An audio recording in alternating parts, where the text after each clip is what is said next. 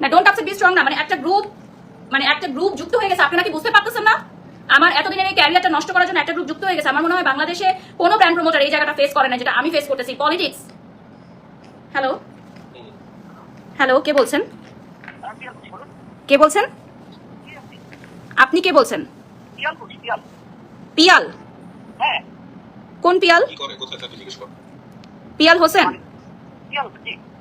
আচ্ছা, মানে পিয়াল ভাইয়ার নাম্বার এটা, আমি বাড়ি সব বলছি।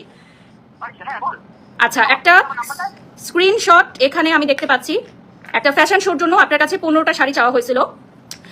তো এই স্ক্রিনশটটা কিভাবে ফ্ল্যাশ হলো আমি আপনাকে পাঠাচ্ছি। এটা হচ্ছে ডিজাইনার পিয়াল হোসেনের নাম্বার। একটা শো এর জন্য ওনার কাছে 15টা শাড়ি স্পন্সর দেওয়া হয়েছিল। স্পন্সর মানে আপনারা বুঝেন, সেই জিনিসটা ফ্ল্যাশ করে আমাকে বলা হচ্ছে যে আমি নাকি 15টা শাড়ি চুরি করতে চাইছি।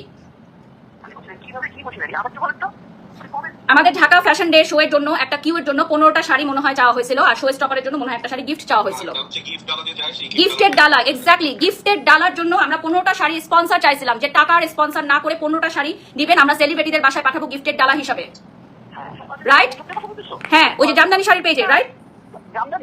জামদানি শাড়ির পেজের জন্য আমরা ওই যে ডালাতে পাঠাতে ছিলাম না সেলিব্রিটিদের, রাইট? হ্যাঁ, আপনি একটু জোরে কথা বলেন। হ্যাঁ, ওই মহিলার কাছ থেকে স্ক্রিনশটটা নিয়ে এখন পোস্ট করা হয়েছে যে আমি নাকি 15টা শাড়ি চাইছি। ওকে ফাইন, থ্যাংক ইউ ভাইয়া, থ্যাংক ইউ। ওকে, এটা কাটো। সো ভিউয়ার্স, আপনারা জেনে গেলেন, সত্যতা জেনে গেলেন।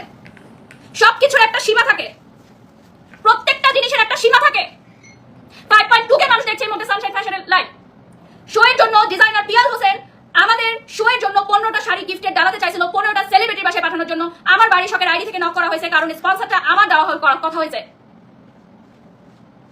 মানে না জেনে একটা স্ক্রিনশট আপনারা পোস্ট করে দেন, মানে